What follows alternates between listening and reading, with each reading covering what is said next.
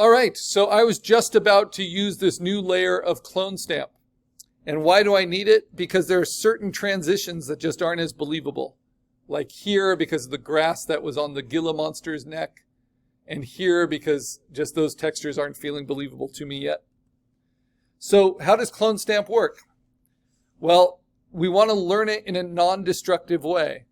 So I'll show you first how it works just as a tool. So pretend I didn't make a separate layer. Clone stamp is 2 above the eraser. We just want the regular clone stamp tool, not the pattern clone stamp. You'll see its settings. It's a lot like the tool adjustments we've seen, which are dodge, burn, sponge. But clone stamp, we're going to use in a similar way. Large, soft brush at 100% opacity. This is how it works, but this is how it works in a destructive way. If I want this texture to carry down further into the neck, I hold down Option and I target it, and then the brush will automatically paste from there and paint it in where I want it. The problem is, because I'm in the same layer, it's actually replacing the pixels that are there.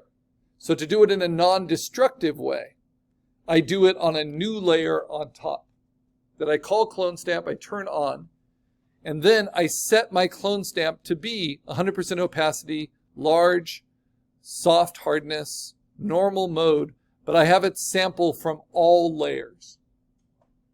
And I turn the background gray off because I don't want to accidentally be stealing gray pixels. All right, so now I want to do the same thing. I want to steal from here and paint onto here. Or steal from here and paint to get rid of that grass. Right?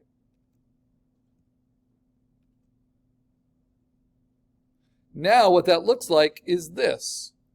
That's what I painted. So how can I make this really clear? What if I steal the eye and I want to put the eye right in the middle of his neck? So I can do that. How is that working? It's because I held down Option. What if I want to do a tongue right in the middle of the eye? I hold down Option and I click. When you hold down Option, you'll see that it gives you little crosshairs. That targets those pixels. Then I move and I paint it wherever I want it. But by doing it on a separate layer, then if you make a mistake, right, you can always just erase it out and you're not hurting the pixels underneath. So right now I have that as a clone stamp. I'm covering up the grass. Let's cover up a little bit more of it. I'm going to steal it from here, bring that in. I'm going to steal it from right here. Nope, let's see. From here, bring that in a little bit to cover up that grass. And let's see, steal it from here and thicken that up a little bit. And steal it from here and bring that into the shadow right there.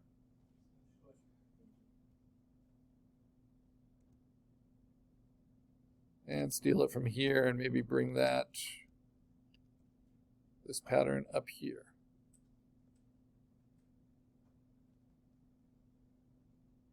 Now I'm doing it at 100% just so you can see it really clearly. I'll steal it from here and bring that here. But because it's on its own layer, then I can always just use my eraser and my dodge and burn and my adjustments and everything to vary it. Steal it from there, bring it here.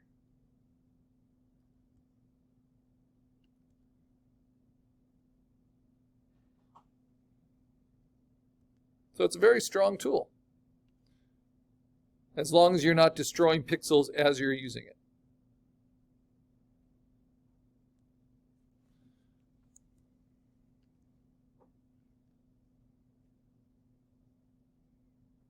There we go. That's going to be more effective.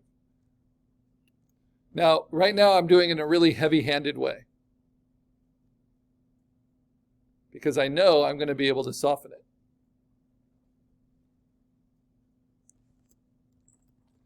So now how do I blend? Well, what I'm going to do is just what I've always done. Now that I've done it with soft 100%, now I can go to a lower opacity. And I can use my clone stamp at a lower opacity if I want to make it softer. But because it's on its own layer, it's just better to use the eraser at a lower opacity and start blending it with what's behind.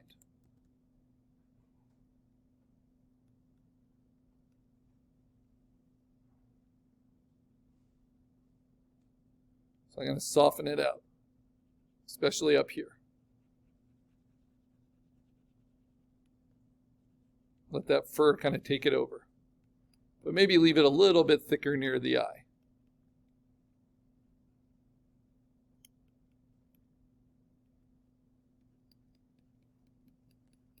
So just revealing what's already beneath it.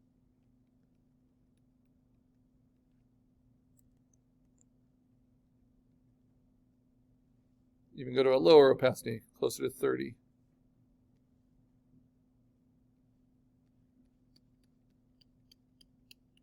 Blend it in.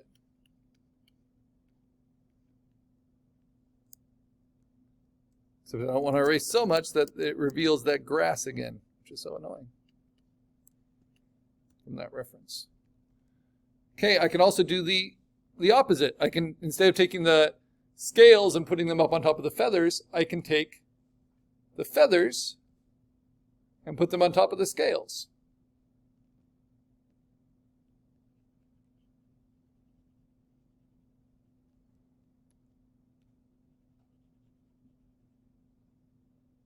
Oops. But if you travel too far, then you'll get into material you might not want.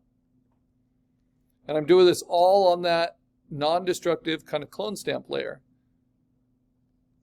I can also dodge and burn on that layer. Because as you're learning it, you're going to be pretty heavy-handed to begin with.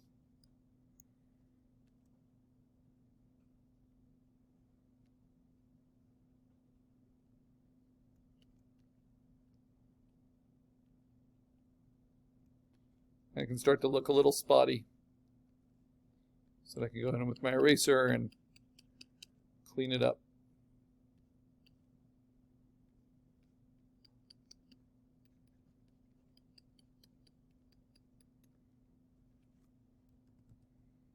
All right, so without clone stamp, with clone stamp. So it's very helpful in kind of filling in gaps. And now if I want more of the white fur onto the chest, I'm on my clone stamp layer. I hold down Option. Oh, I got to be on the clone stamp tool. And then at a lower opacity, I'm only at 47% clone stamp. I start punching some of this fur in.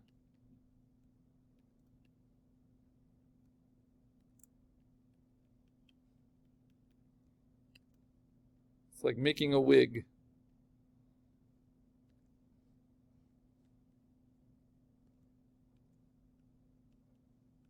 Whether it's gray fur, whether it's white fur, I can build it up. And because fur is a soft texture, even at a 40% opacity, it all starts to build on top of itself.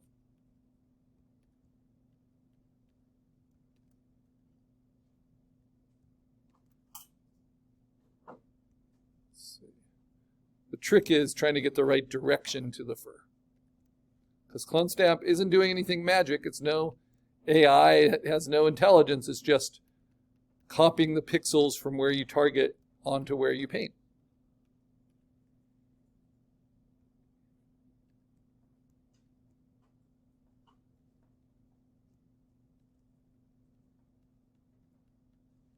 Okay, so now I'll do a little bit of that fur here.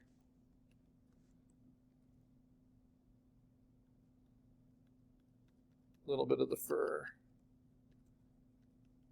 Nope. You can always do Command Z if you go too far.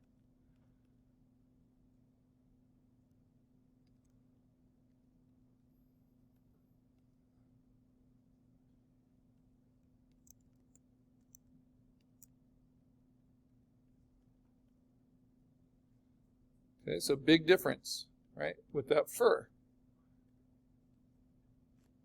But I can cut out from it now with my eraser. Soft, blend it out, so it looks more like a believable transition between the scales and the fur. Something we don't have in our actual animal kingdom. And then I can always use the tool adjustments like burn to enhance. Well, I'm using dodge there. Let's use burn to enhance those shadows at that transition.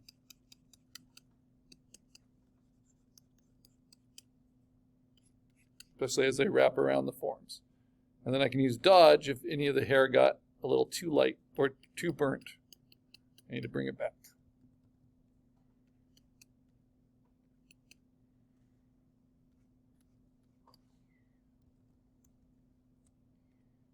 All right.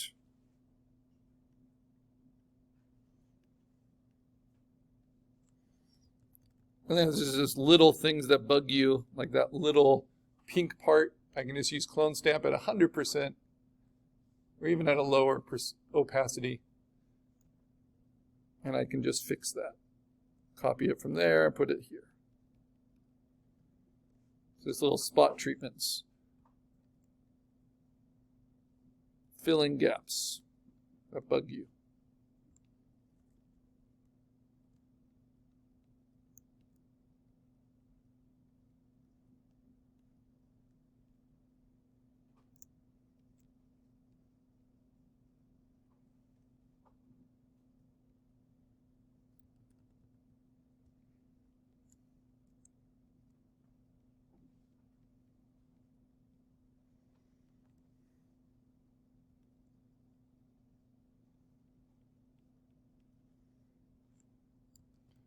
All right, is there anywhere else I might be able to use that? Maybe here, right? Maybe use a little bit of the clone stamp to bring some of this fur onto the back legs. Now I want to get rid of this gray background so I don't accidentally, especially as I'm going near edges, so I don't accidentally select the gray. But I'm going to put some of that fur back here.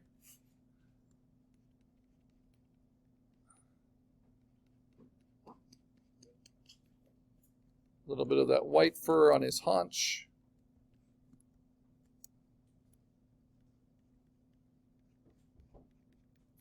And then I can blend it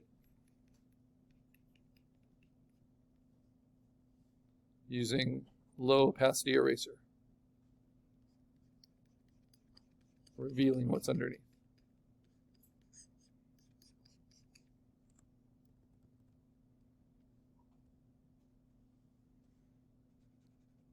And I can use things like dodge and burn just on that clone stamp layer. And if things are getting kind of too soft, I can use additional adjustments. So this is how you add feathers to a dinosaur, right? I can add additional adjustments like sharpen or blur, but I don't want to blur too much. But sharpen,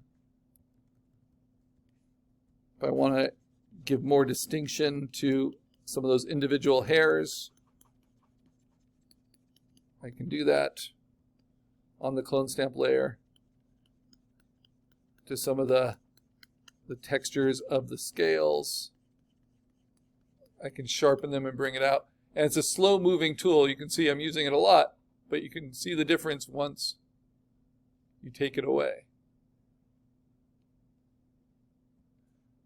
Because all it does is increase contrast between pixels that have differences.